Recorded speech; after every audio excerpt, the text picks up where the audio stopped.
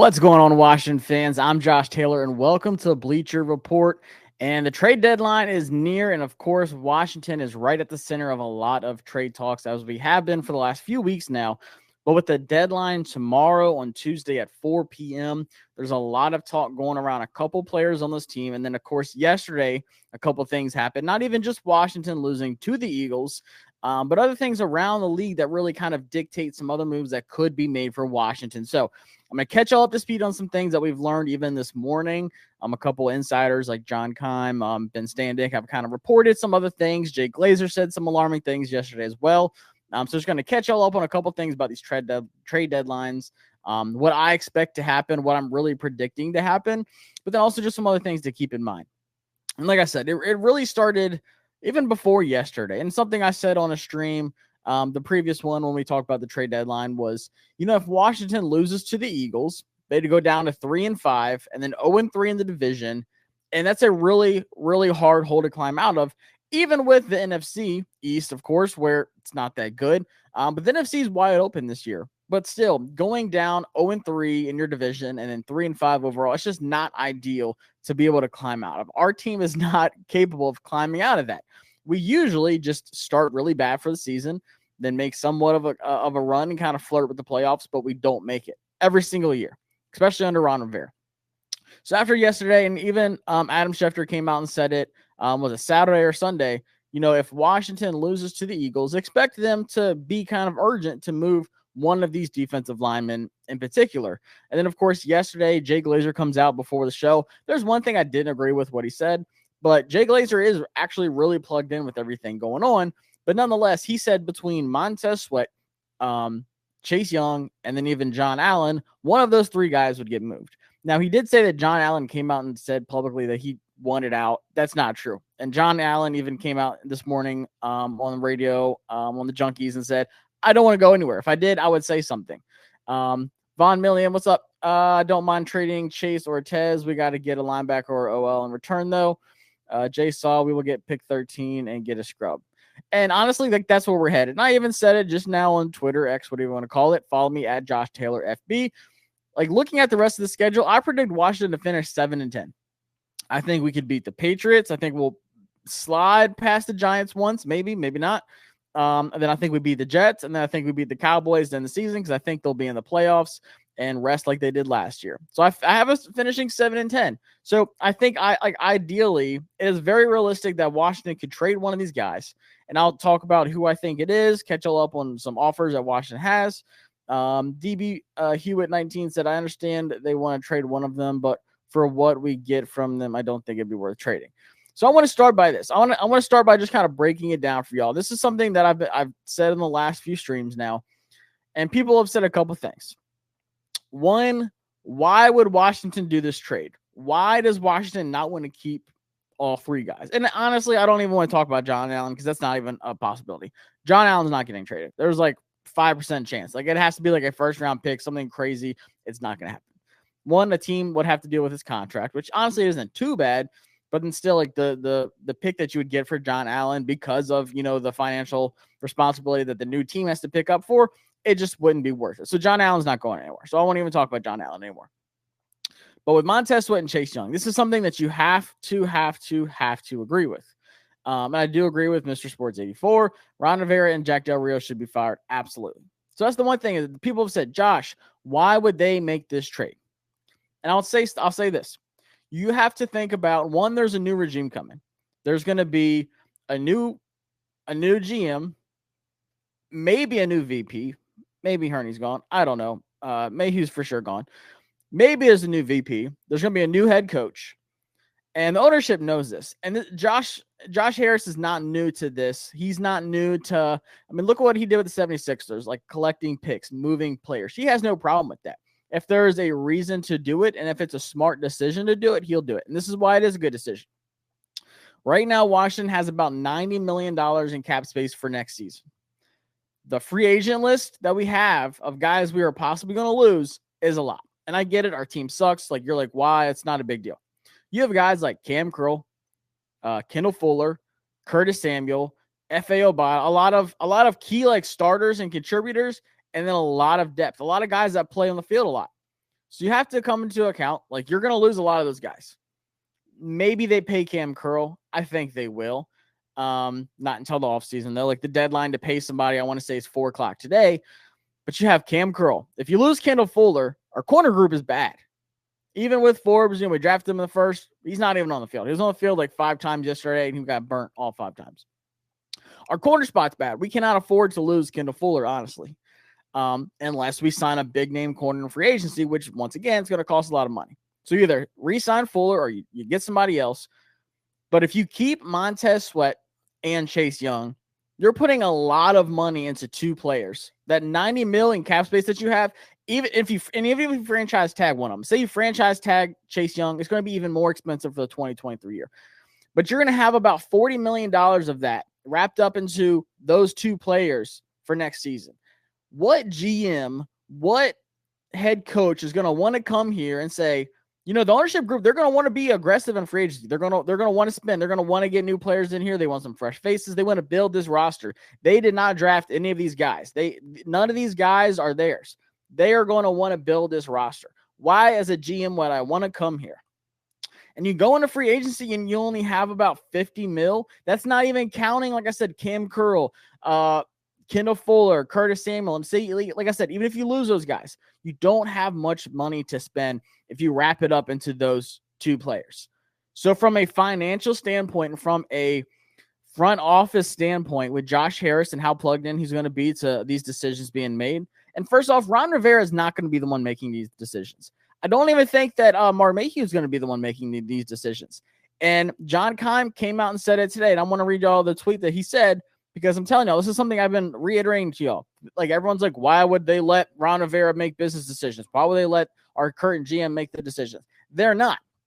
And Keim said today, talking about like Chase Young and Montez Sweat, he said some teams have questions about Chase Young's durability, understandably, impacts the value now. He's more dynamic, quote unquote, let the new GM decide, which is what a lot of fans are saying, doesn't fit here. This is why. One would be gone by the time they arrive and no trade. So say the new GM is going to get here. One of them is going to be gone in free agency. One of them's going to either Chase Young or Montez Sweat's not going to stay here. They're going to go get a bag somewhere else. They're going to get paid more than what we offer them. And he said in his last sentence was the owner will be involved. And I think that is such a key part of this for the trade deadline. Josh Harris is going to build for what's smart for next season. It makes sense. If you want a new GM, you want a new fresh face to come in here and revamp this roster and build it the way that he wants to, you have to have assets. You have to have picks for him. You have to have money in the cap that he can go out and spend and get some money. RD49 said, trade Curtis now. That's something I've been contemplating so much. But Curtis Samuel is so underrated, but at the same time, he is a free agent. So I'm just going to drop this poll for y'all, and then I'm going to continue on my rant as to why these trades actually make sense. Let's start with this one. What would you do? Would you trade Chase Young? Would you trade Montez Sweat, trade John Allen, which, like I said, I don't think is going to happen, or keep all 3? So just keep that in mind. So John Keim said, look, the owner's going to be involved in this, and I agree that that's been my whole point up to now as to why this makes sense.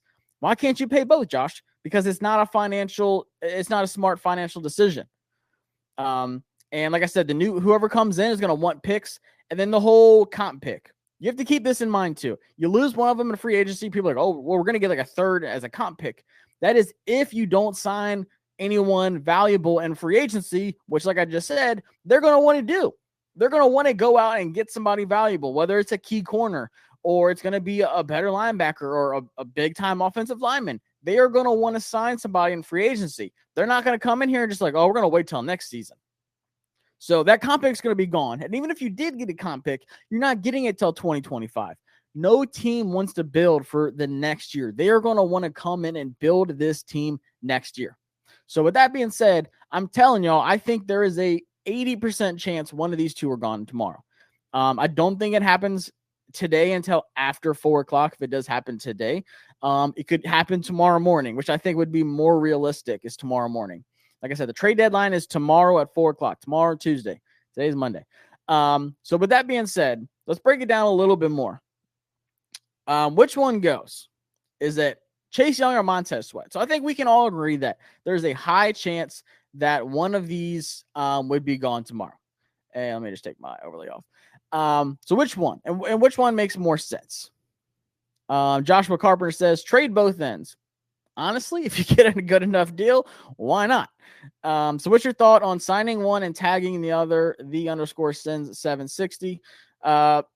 In my opinion, that's the worst thing you could do is tagging one. I'm just trying to keep up on Adam Schefter. Tagging one and paying one is the worst thing you could do because that's going to have your biggest cap hit. A franchise tag is so much money, and I know it's like a 1-year rental. So I'm gonna tell you what I would do, and I appreciate y'all blowing up the chat. Love y'all's interactions, questions, and stuff like that. I love hearing what y'all got to say. We're not always gonna agree, but I love y'all's thoughts, and y'all always show up every stream. So this is my thought. You do not sign both because, like I said, it sets up your new front office, and your new GM is gonna look at that like, oh man, they only got like $60 million cap space, and they got a lot of guys they got to re-sign. They put all that money in the defensive line. They only have so many picks in the draft. They didn't set themselves up to succeed this year when I want to come in. I don't know if I want that job. Like, if I'm a GM, I'm looking at it like, guys, I need more than that. I need more than $60 million cap space with all these guys I got to worry about. I don't know Cam Curl. I don't know Curtis Samuel. I don't know Kendall Fuller. I don't know if I want to bring them back. And now I have no money to really go out and sign somebody I want. So I can't really build this roster the way I want to. And you don't franchise tag one of them because say it's like Rashawn Gary just got paid, 4-year, $100 million from Green Bay. And he's been way more productive. He was a first-round pick too, 12th overall, I want to say. He's been way more productive than either of these two guys. He's one of those under-the-radar guys, not flashy, not a household name. Rashawn Gary, not a lot of people know. I loved him out of Michigan. I knew he was going to be a good player. But he's produced every single season. His numbers, not even just pressures, sacks, tackles for loss, quarterback hits, forced fumbles. He has the numbers that outproduce these two guys, which sucks. But you have to think, if you tag, say, Chase Young, you tag Montez Sweat, that's probably going to be like a $25 million hit in just that 1 year. So if you pay one, and it's going to be probably about 20 mil or whatever that first year, who knows? It depends on the contract is. They both have the same agent, by the way. They're both represented by the same people. So say you tag Chase Young because you don't know what's going to happen with him. You still can't afford Montez Sweat. That is the biggest financial hit you can take in 2023 is signing one and tagging one. So I think that's out too. Von Million says, time to let Casey Tuhill and Fedarian Mathis eat. And that's another thing, like, guys, you have to think about. We have so much depth. And Fedarian Mathis come back. He's an interior guy. Looked good yesterday. Limited. I love Fedarian. I hope he balls out. But Casey Tuhill, every time he's on the field, he produces well. The game that he came in had 2 sacks this season in that one game. And then if you think about guys like James Smith-Williams, who had looked good, produces. F.A. Obata has like big-time production numbers when he's on the field and limited reps. And then Andre Jones, we just drafted in the 7th, looked really good so far in preseason and at camp. Like, that guy looks like he can ball out. I love what I saw out of Andre Jones. But then you also have KJ Henry, who you traded up and got. There's so much depth, and there's so many guys who can produce as depth behind these two guys. It really allows you to be flexible. It's not like we're just hurting at the depth position and this is all we got. That's not it at all. Our defensive line on the outside in particular is our deepest position on the entire team. So this is what I think should happen. Let's see. Trade Allen, keep Tez and Young. I'm so against trading John Allen. Let's see. The _ playmaker 202 says, trade all the wide receivers except Terry and Dotson. Trade Curtis. He's a Ron pickup. I think Curtis is so underrated, though. But a team like the Patriots, who just lost Kendrick Bourne, there's a lot of injuries. That's something I'm going to talk about today, too. A lot of injuries that have happened this season, but then also yesterday was probably one of the worst injury days in the NFL. But a team like the Patriots, maybe the Bears would want Curtis Samuel, team him back up with his buddy DJ Moore. They're like best friends. But what would you get for Curtis Samuel? Because once again, you have to pay him next year. I would say maybe a 4th, and I just don't know if I'm willing to give that up for Curtis. I know he's a free agent anyway, so you're probably going to lose him anyways. But still, like right now, I don't know. I kind of find it hard to trade Curtis Samuel when I've seen nothing out of Pringle. I've seen nothing out of De'Ami Brown. He just drops a lot. And then Jahan Dotson had his breakout game of the season so far. But still, outside of that, like we just need more wide receiver help. And I think Curtis Samuel's been great for us. I think he's been super underrated.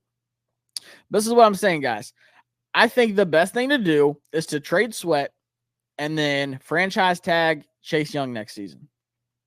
Franchise tag him. Don't let him go. And yes, it's going to be a big hit for just Chase Young next season. But with Sweat gone, you have that off the books. You pick up a pick, and I'm going to talk about an offer that Washington already has right now. But still, you're not losing both of those guys. And, Chase Young, he's produced. I would love to see more sack numbers. I would love to see his hands on the quarterback more. I know he's like top 5 in pressures, but I'm telling you guys, pressures don't do it for me.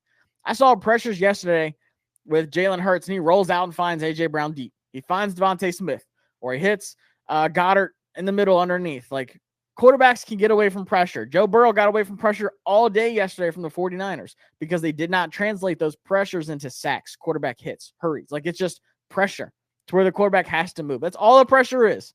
It's where they have some kind of influence on the play, but it's not enough. I want Chase Young to get his hands on the quarterback like you see on the picture here, where they were actually getting to Russell Wilson earlier in the season, but I want to see that translate. But when he's healthy, he's good. And that's the thing. A lot of teams, I don't think there's an actual offer for Chase Young out there right now. And people have said, oh, there's a trade offer from the Bears. And then Glazer came out and said yesterday that that's not true.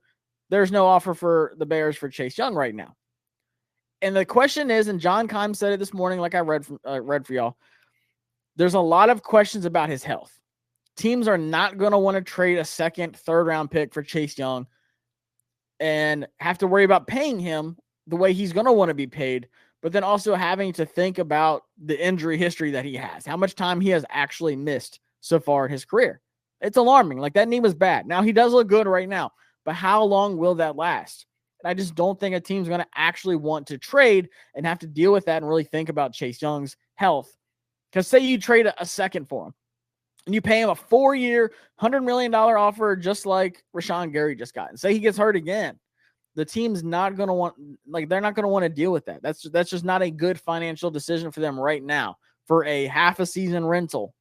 Say he doesn't like the offer that they give him. They're going to have some kind of long-term deal in place for them to do that trade. But then you have that injury bug, that dark cloud just looming around.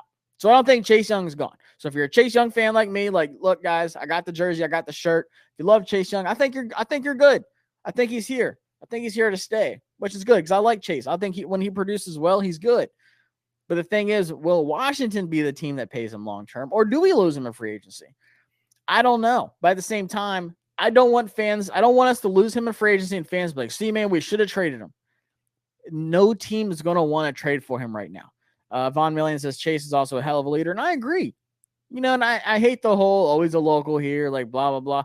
But like that actually means something. Like as a Virginia boy, someone grew up watching this team. Like I love seeing a guy from DeMatha come in and play for the home team. I know technically Baltimore could be his home team too, but still he grew up going to Washington games and stuff.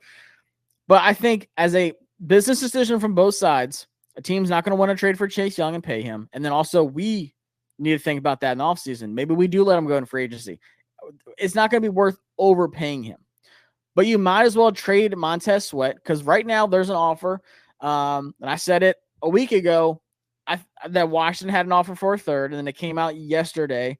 Ben said this morning, Ben Standig for The Athletic covers Washington said, source, one team has offered the Commanders a 2024 third-round pick that would turn into a second-rounder if Montez Sweat agrees to a contract extension, which he should absolutely do. The Falcons are among the teams interested in Sweat, who grew up near Atlanta, by the way. Tuesday's 4 p.m. deadline should spur activity. So there's a couple things about that to talk about. First off, let me check the polls. What would you do? 45% say trade Montez Sweat, 40% say Chase Young, so pretty split between that. 10% said keep all three, and 5% said John Allen. I agree with the majority of Montez Sweat being the one that goes. Now, so I just told y'all, there's an offer right now for Montez Sweat for a third, probably from the Falcons. They didn't say who it was, but that's why I think the Falcons, who just lost Grady Jarrett for the season, by the way, their best defensive lineman, out for the rest of the season. So, like, they were interested in Montez Sweat before. They're even more so interested in him now. Like, they just lost their best defensive player on the line for the whole season. So, with that being said, I'm going to send out this poll question. Should Washington accept that trade offer For Sweat, of a third-round pick that can turn into a second. Oh, I totally messed that up, by the way. Let me fix that. Turn into a second. So it depends if they pay him long-term, which honestly, any team that trades for him should pay him long-term. And like I said, he's well represented, great agency. He's taken care of. They're going to want to get a deal done. If he goes to, say it is Atlanta, he's going to want to be there. It's his hometown. He's going to want to be there long-term. Should Washington accept that trade offer? And there's a lot of, well, Josh, it's not a guaranteed second, and I get that. If that's the only offer Washington gets, though, I say you absolutely accept that. Because, one, if it is the Falcons, they're not that good. They just benched Ritter yesterday, who they said because of a concussion. He's not good anyways. Like, Heineke came in, like, that team is not good. They don't know what to do with Bijan Robinson. There's so many problems in Atlanta. But the thing is, I think he's going to get that long-term deal done. Who would not want the money? If I can get a long-term deal done right now with a market resetting, I'm going to do it. I'm not going to say, we'll wait until next season. No, get paid now because you don't know what's going to happen. You can get hurt. There's so many things into it. So I say, yes, Washington should absolutely accept this trade offer for Sweat for a third-round pick that could turn into a second. Because if you do lose Montez Sweat, even in free agency, even if it's a comp pick, it's probably going to be a third anyways, which you would not get until 2025. So give me a third that can turn into a second next year over maybe getting a comp pick. Unless we sign someone and that comp pick is gone, then you get literally nothing for Sweat. And if you do get that comp pick, it's going to be probably a third. It's going to be in 2025. You have to wait even longer for it. To me, it does not make any sense to avoid that. Town Hall Mayor says, as a DMV fanboy, when was the last time we've developed talent we've drafted in any sports? They seem to leave and flourish. And honestly, I don't disagree with you. We either draft somebody that's like, oh, 7th round Cam Curley is actually pretty good. But I just don't see us as developing players that much, which is what I really hope for with a new head coach, new coordinators. I think Eric Bieniemy coming over here, and I know he's gotten some heat for his play calling and stuff like that, but I think a guy like Eric Bieniemy is going to help develop Sam Howell, which we've already seen. It's been this roller coaster, but we've seen development in Sam Howell. I know the sacks, there's so much to it, but as a mentor, as a leader, I think Eric Bieniemy is going to be great. Do I think he's going to be the new head coach? No. I think he'll be the offensive coordinator again next year, and I think we'll have an outside hire head coach, someone who can lead these guys, but also develop these guys. That's something I'm so glad you brought that up. Develop these guys. We just drafted Chase Young and Sweat, and honestly, they were good players when we drafted them. But can you say that they have turned into the players that we really hoped for? We saw Chase Young come in as a rookie, and he looked great, but the developing part just has not been there for Washington lately. And that's why, once again, quarterbacks, we've just gone through this roller coaster. We're like, we'll get a seasoned vet that we don't have to do anything to. He's not going to be the best. He's going to be a mid, and we're not going to make the playoffs. But that's all we can do right now. And I think that's why, with Sam, I think Eric Bieniemy is going to be great for him. So I'm glad you brought that up. I don't think we develop players well. So final point on these two, I think Chase Young stays. Don't be surprised if we franchise tag Chase Young at the offseason. Don't be surprised. But I'm fully expecting Sweat to be gone today after 4 p.m. or tomorrow morning before 4 p.m. The teams I could guess, they already said the Falcons have shown interest. I think the Ravens are a team they're going to want to stick their nose in it. And then I think the 49ers is the third team. That's my 3 teams that I think should be. And then just things that I've seen and heard. I think those are the 3 teams to keep an eye on. Send them out to the Falcons. And other people don't send them to the NFC. Bro, I do not care. Send them to the Giants. I don't care. If they send me a second round pick, send them to the Cowboys. I do not care. You should not be terrified of this guy. Who should Washington bring in as head coach that would immediately turn Washington into a playoff team? Oh man, there's a lot. Brian Johnson. I was just watching games yesterday. There's a lot of big time guys. And that's the thing.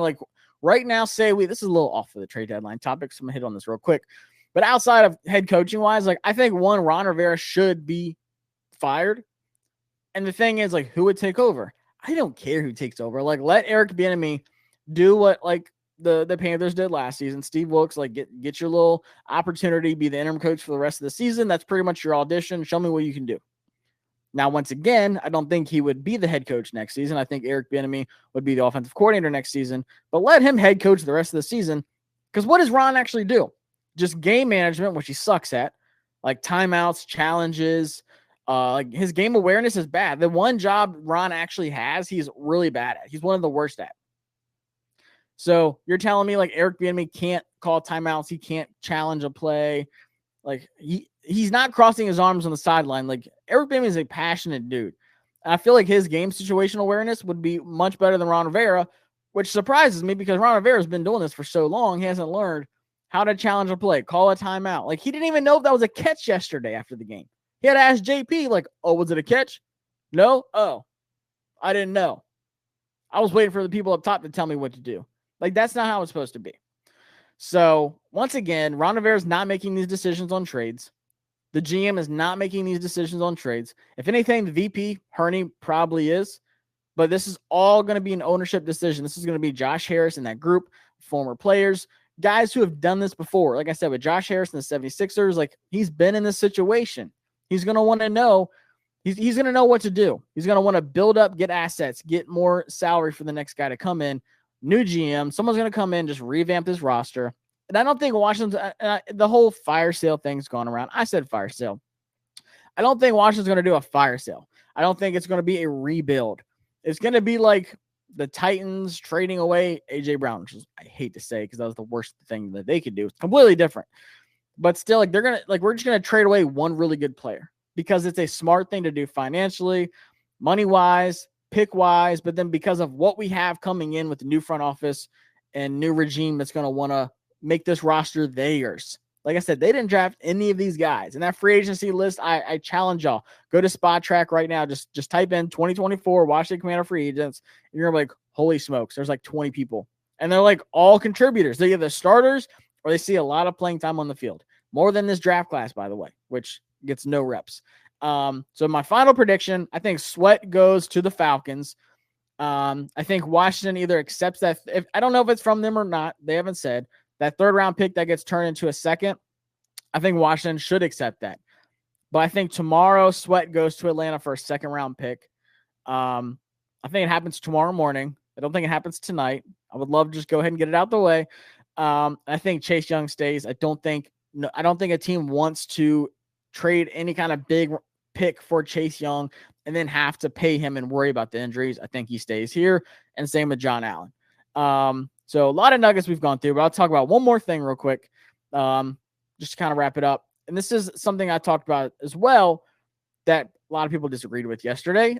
I think Washington should trade Jacoby Brissett. And here's why. One, Kirk Cousins tore his Achilles. He's out for the season. The Vikings are still like they're not a team that's just going to roll over and say, like, look, guys, season's over. I know Justin Jefferson's hurt, but they've had Addison flourish. Defense is playing much better than anyone projected them to. And the NFC is really bad. I think this is a team that's going to want a quarterback to come in and just kind of pick up where Kirk left off. A guy like him, I know Colt McCoy's out there, but Colt McCoy, he's not as good as Jacoby Brissett. Jacoby Brissett, like, is unanimously one of the best, if not the best backup quarterback in the NFL. Trade him for like a fifth to the Vikings. They're probably like this. Kirk's probably never going to play another game as a Viking, by the way. Like, it's his free agent year. He's going to want to get paid. He's going to go somewhere else. Like, that's well known too. Like, people don't think he's coming back to the Vikings. So I think Kirk's going to be gone anyways. I think the Vikings go all in on a guy like Drake May in the draft. Really depends on where they finish. Maybe they trade up. I don't know. They're going to get a quarterback in this draft. So they're going to want a guy like Jacoby Brissett there anyways. So once again, kind of like help mentor whoever the rookie is. And you're like, well, why don't we do that for us? Honestly, guys, I really like what Eric Bieniemy is doing for Sam Howell. And I know Jacoby Brissett's helping Sam. I get it. But I don't think the development of Sam Howell, who had a lot of experience in college, by the way, is like depending on Jacoby Brissett helping him out. That should never be the case. I think Eric Bieniemy is going to do a fine job of doing that. Let's see. Town Hall Mayor says, I agree. Fromm can't be worse than the Giants backup that played yesterday. Yeah, bad. DeVito. I like DeVito. Where'd he go? Illinois. But yeah, the Giants, looks like Jones is coming back. Thankfully, let's see. The underscore playmaker 202. Trade Brissett. We appreciate his services, but let him lose his career days are dwindling. Don't let him disappear on our bench. And that's the thing. Like, we knew this is going to be a thing too. Like, injuries happen. So I think the 49ers, I mean, not the 49ers, the Vikings are a big time target that could call for Jacoby because they're going to want to go on this playoff run like they're playing much better. They started out rough, but now the team's clicking. But even the Rams, Stafford's probably going to go in the IR. It hasn't come out yet, but that thumb injury was not good yesterday. He can't stay healthy. They just, like, their backup is Brett Rippon. Like, they're bad. They are really bad. And once again, Sean McVay is not going to just roll over and be like, look, guys, we're done, whatever. Like, Matt Stafford can't stay healthy, whatever. Trade a 5th-round pick for Jacoby Brissett is very reasonable. They were talking about it yesterday on like the post game for all like the wrap ups on the NFL Network yesterday. Like, oh, who are the Vikings going to go get? Ryan Tannehill? I don't know. Do you want to pay him that much? No. Like, Ryan Tannehill's not even that good. Like, what quarterbacks are out there right now for these teams? The Jets. Zach Wilson is bad. Zach Wilson is atrocious. The Giants had -9 passing yards yesterday, and the Jets still almost lost that game. Their defense is amazing. They have a lot of stars on offense, but their quarterback play is absolutely garbage without Aaron Rodgers. A team like the Jets should want Jacoby Brissett, who would still be a big-time upgrade over Zach Wilson. I'm not saying Jacoby Brissett is like, like Tom Brady. Like, no, he's not. But I'm telling you, for a team that's going to want to fight for a playoff spot, especially in the NFC, because the NFC is wide open, the AFC is wide open too. They're going to want to come in and get an experienced quarterback like Jacoby Brissett, who has started, who has won games, who has been in many systems. He won games with the Colts. He won games with the Browns last year. Like, Jacoby Brissett is not a bad quarterback. And if, say, Sam Howell gets hurt, what's the point of the season? I already said we're going to finish 7-10 with Sam Howell. That's my projection. I said we finished 7-10. If Sam Howell gets hurt, who was like begging to keep winning games? Washington's not going to be a team that trades for a backup quarterback. Like, oh, thank God we got Brissett to go in this playoff run. That's not us, y'all. I hate to say it. That's not us. We can look good against the Eagles. We can hang that banner. Hey, guys, we played the Eagles really good twice this season. Hang that banner. I'm not doing it, though.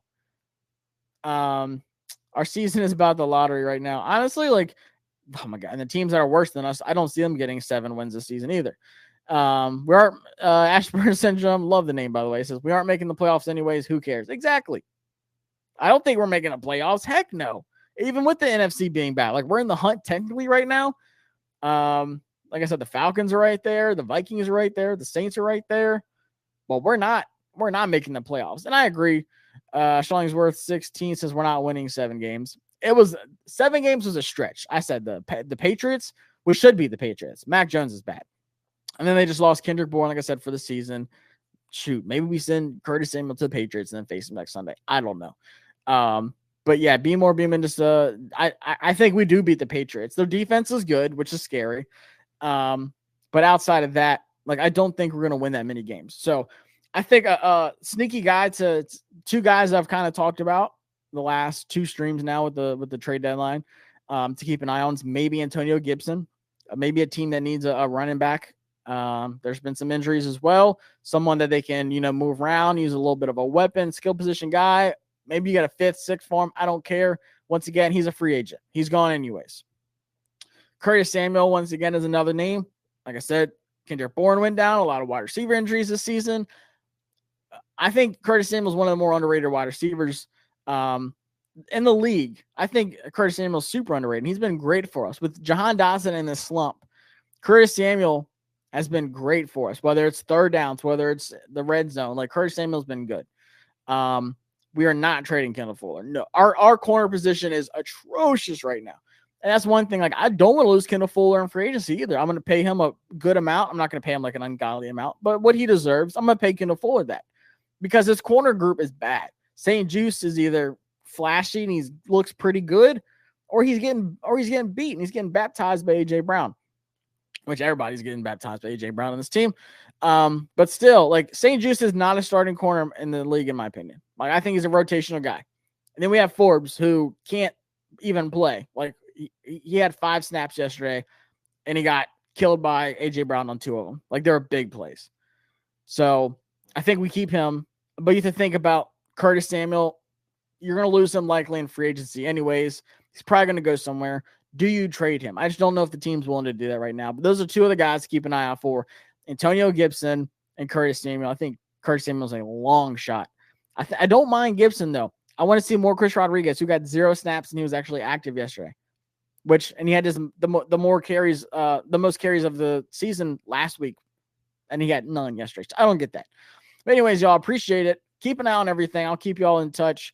Update on everything. Follow me on Twitter or X at Josh Taylor FB if you don't already, and then subscribe to the YouTube channel JTFB, where I upload some more stuff. If anything goes down, any breaking news, I'm gonna hop on the YouTube channel right away and talk about it. Let's see. Last one said Ashburn syndrome. I saw something yesterday about trading left tackle to the Bengals because they don't have a tight end. Oh, Logan Thomas to the Bengals because they don't have a tight end. I kind of like that idea.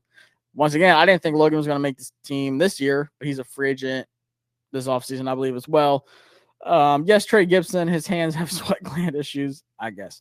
And then we should have drafted Christian Gonzalez. Yes, even if he is hurt, I loved Christian Gonzalez more than Forbes. We all did. We all knew that was the pick that should have happened. I'm not done with Forbes, but still doesn't look good. But I appreciate y'all coming by as always here on Bleacher Report. Like I said, follow me on Twitter, X, whatever you want to call it. And we'll keep an eye out for some breaking news that I think will happen tomorrow morning. I'm going to call it 10 a.m. Eastern time. Montez Sweat gets traded to the Falcons. That's my prediction. I will see y'all later. Underdog Fantasy is the best place to participate in all of your fantasy contests, whether it's the NFL, MLB, PGA Golf, NBA, even college football. This user-friendly app, you can win up to 20 times your money in a single night.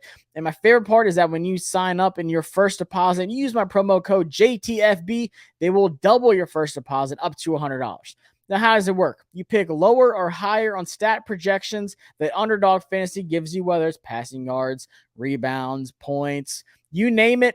And for each selection, say you want to select 3 people or 4 people, your odds go up based off of how many you select. My favorite feature, however, is sometimes I want to make 4 selections and I'm not feeling too confident in all of them. I love taking advantage of the pick'em insurance to where if I miss one pick in my contest, I still get paid out on lower odds. So sign up today, download the app, and use my promo code JTFB to get up to $100 in your first deposit.